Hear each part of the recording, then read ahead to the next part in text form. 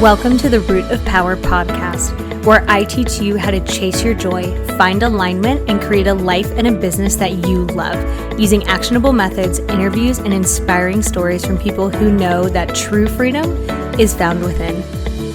I'm your host, your always hype woman and sometimes ass kicker, Amanda Chills, and I am so proud of you for choosing to step into your power. Come along, we've got dreams to build.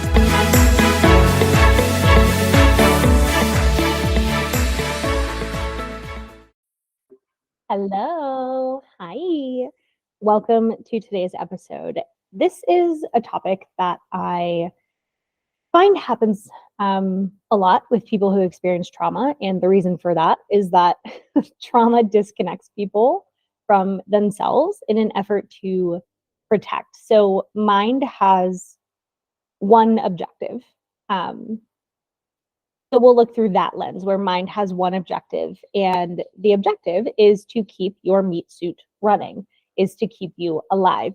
And in order to do that, there are certain protective buttons that get pushed essentially when traumatic things happen, especially if that is chronic. So imagine like growing up in an abusive household or experiencing domestic violence in a relationship or a toxic relationship.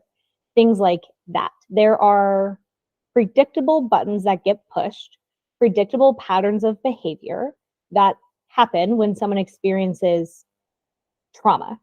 And so a lot of people, when they experience trauma, especially chronic, which is how you'll get into things like CPTSD, which is not an official diagnosis, but anyone in the field recognizes, which would be complex post-traumatic stress disorder, meaning it happened over a long period of time. So it'd be different, for example, if like someone was in a car accident with a semi and developed PTSD versus someone grew up in an abusive household and developed PTSD, then it would be CPTSD, complex post-traumatic stress disorder. So some of the buttons that get pushed in an effort to promote survival are that trauma, survival mode disconnects people from their body. Their intuition shuts down, their creativity shuts down, their logic shuts down. All of their energy and attention becomes focused on surviving moment to moment. So the way that I like to think of it is that mind has two levels. So there's conscious, things that happen consciously, and then most data gets processed outside of conscious awareness. And if you think about the amount of information you take in a day, if you really thought about doing that one by one, it would be never ending and very overwhelming. So most data gets processed outside of conscious awareness. And in fact, unconscious typically runs the show. So it controls breathing, heart rate, blood vessels. Every system in the body is controlled by unconscious. I like to think that unconscious generates emotion, thought, impulse in order to get us to take an action. So for example, if a little bunny is in a field and it's just like chomping away on grass and a wolf comes, then the mind of bunny generates fear in order to bring all the blood to the bunny's legs and help it run away from the wolf to live another day and eat some more grass. And you might think that the wolf generated the fear, but the wolf would probably be much happier if the bunny was unafraid and didn't run away, because then it would catch the bunny much easier. So the mind of bunny generates fear in order to get bunny to run away. And when fear goes up, logic, creativity, problem solving, intuition go down because it overrides everything else. So survival mode is the same. When there is a traumatic experience or experiences, those things stay shut down, because if you grow up in a household with someone who is volatile, violent, abusive, changes everything at the drop of a hat, well, there really is no escape. There is no safety. There's no escape from that. And so fear stays up, which means everything else stays shut down. And especially for children, but even adults in domestic violence situations who experienced things like genocide, who have become refugees, like all of those things, because the survival mode is on, connection, intuition, all of those things are off because it overrides everything else. So there becomes this huge disconnect from self, which means some other things. So often I will have clients, trauma clients, come to me and they'll say, like, I don't know who I am. I don't know what I like. I don't know what I want. And what I find is that no one has ever asked them what they want. No one has ever asked them what they like. I tend to be one of the first people in their life who really looks at them and says, I'm interested in hearing what you want. I'm interested in hearing what you like. And typically they'll look at me with like deer in the headlights and they'll be like, I don't know. And it's because that might be the first time they've ever asked that question. Because again, survival mode doesn't leave room for self-exploration or developing a self-concept. And so they'll often also say, well, I really don't have any confidence. And it's like, well, those things are pretty related, right? If there's no self-concept, if there's no going after what you want, then how does confidence come? Like those things are related. So because those things require the presence of safety and there wasn't safety, then they didn't get built. Now, the beautiful thing is, it happens naturally through healing, because healing, what you do when you're healing is you learn to center yourself, what you want, what you need, what you like, all of those things, which is not to say that other people are never thought of. It's only to say that you are the center of your life. You are the person that is responsible for you and for making sure that you get what you want. Other people are not going to give it to you. So centering yourself is something that naturally happens when you are healing. And it's a beautiful thing. And so a lot of people come and they say, I really don't know who I am. And through healing, they discover that. And it is a process of discovery. And it can be lifelong, because we're not static human beings. We change with seasons, we change with time, we evolve over the course of our lives, hopefully. I have met some people who I'm like, oh, I really don't think that you've evolved at all. But if you're listening to this, then I know that you are interested in growth and evolution, which is a beautiful thing. So that process can be lifelong, because we'll continue to evolve throughout our lives. And it's such a beautiful thing to witness. So I have had clients change jobs, go back to school, get out of relationships that, quite frankly, were dumpster fires, and get into relationships that with like sweet, darling croissants. And I'm just like, yes, yes, yes. We love this for them, because they got so clear on what they want and how they want their life to feel. And so I'll walk you through kind of how I do that process. But first, I'll give you some other thoughts on that. So a lot of people at first think that they are their job. And while that is part of our identity, it's not all of our identity. And you have heard the term, don't put all of your eggs in one basket, right? It's not helpful to put our identity on something that, on only one thing. So for example, I have animals. I live on a farm. So part of my identity is animals and farm. I'm a therapist, and that's part of my identity. I'm a woman, and that's part of my identity. I'm white, and that's part of my identity. I'm an athlete, and that's part of my identity. Like those are all parts of an identity. None of them make up 100% of me. And so I like to say, don't confuse your occupation with your identity. And you perhaps know people who retired or lost their job or changed jobs or couldn't work for whatever reason and really struggled with their self-concept. And that is why we don't put all of our eggs in one basket. And I also like to say, don't confuse your occupation with your purpose. So because trauma requires surviving, a lot of people who experience trauma, in struggling to figure out who they are, because again, there's just no room for it when survival is the priority. They also, when you start doing healing work,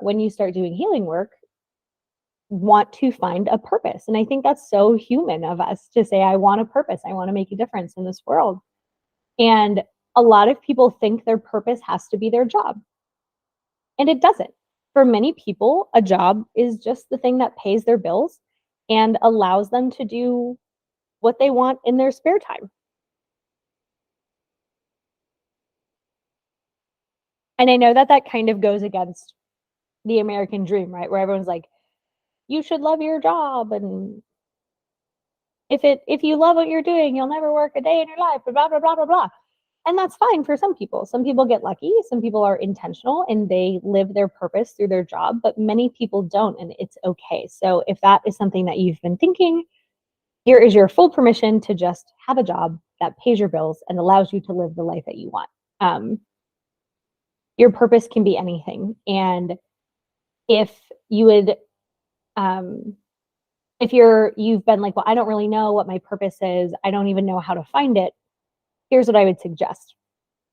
Purpose finds you, but it only finds you if you're working. And through the course of work, people discover their purpose because they're doing work and it feels like it gives them energy and it feels inspirational. And what I would suggest, if you're like, okay, well, I don't even know where to start, here are 2 questions to ask. What makes you angry about the world? And what breaks your heart about the world? Those are very clarifying questions. For example, what makes me incredibly angry is the way that veterans in this country are treated. And so I work with veterans. And what breaks my heart is that people suffer because they don't know any better. They just don't know.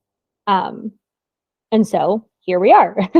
Hence the reason for me being a therapist and having a podcast and doing all the work that I do. It could be that, what breaks your heart is that animals suffer. And okay, great, go find some animals to work with. And it might break your heart that there are human children who are trafficked. And okay, great, there are organizations doing that kind of work. So those questions are very, very clarifying. And there's a Fall Out Boy quote that I really love that I heard years ago, and it says, "You are what you love, not who loves you." And I really like that a lot because sometimes people will make their identity wife, husband, partner, mother, father, parent. And that is, again, part of an identity, but we are not ever one thing. We are all multifaceted. We all contain multitudes.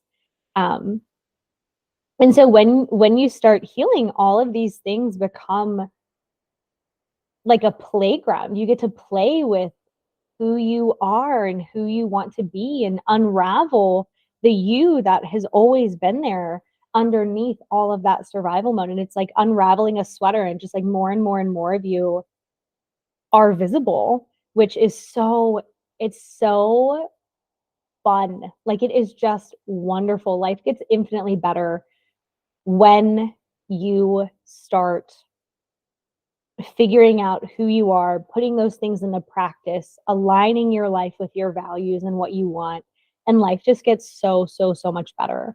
So the you that you've always been, but couldn't always show because survival took priority. And that was useful at that time, but it may not be necessary anymore. And I hope it's not.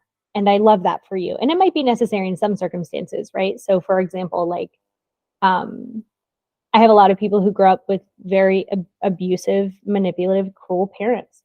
And so they get to live their life, but when they interact with their parents, there's a shift that happens. And that's not necessarily a bad thing. If there is a need for protection, then it's useful. We just don't want it to be everywhere, because you can create safety. You can create a life, your favorite life, and learn the nuance, the discernment of who to protect from. That is a thing that also happens with healing, is a lot of discernment happens, and it's beautiful. And the thing about authenticity and like being who you are is that, again, survival mode it doesn't have room for it. It requires the presence of safety. So if you haven't had the opportunity to explore that, that's not your fault. That's not your fault at all. And if there's safety now, then you get to explore it, which I'm so excited for you for that. So how do we start figuring out who the heck we are? Great question. I will tell you. So personality tests are so fun. We are infinitely nosy little creatures, and we love to find out about ourselves. And these can be a great way to start kind of figuring out who you are. So the MTBI, Myers MBTI, Myers-Briggs Type Indicator, MBTI, I had it backwards. That is a great one. So answer it in what feels most true for you, which is the goal with personality test. And that will give you tons of great information. An Enneagram is like a personality type, another personality test, and that can give you information. Human Design, which is like astrology and energetics on steroids. Human Design is a wealth of information. You can pull your birth chart. All of those are meant to be used as inspiration. So like hold them loosely and figure out where it rings true for you and where it perhaps doesn't ring true. So for example, I'm a Pisces sun and moon. And a thing about Pisces is they're said to be like very flighty, very wishy-washy, and like that part isn't true for me. And they're also said to be like very deep and they contemplate a lot, and like that part is true. So any of those are going to give you some really good information. You could also write down a list of things that you enjoy. And if you're like, I don't even know what I enjoy, don't worry, there's more. Things that you used to enjoy as a child, or things that you at any point in your life have been interested in, or things that when you see other people doing, think, well, that might be kind of cool. Start anywhere. It might not be like a deep knowingness of, oh, I definitely would love to do ballet, but maybe at some point in your life, that was something you wanted to do, and that can be a good place to start. You don't have to know, it's a good place to start, and you can refine over time. And in fact, it will refine over time. You could write down some beliefs that you hold and really check if those beliefs are yours, if they're true for you now, or if they were given to you. So I'm thinking of like a person who grew up in a very racist household, and survival is valuable. So they went along to go along when they were young, but as an adult, they don't really believe those things. And so that would be such a clarifying exercise to say, oh, I don't actually believe any of that my family taught me. I believe that all humans are valuable and have worth.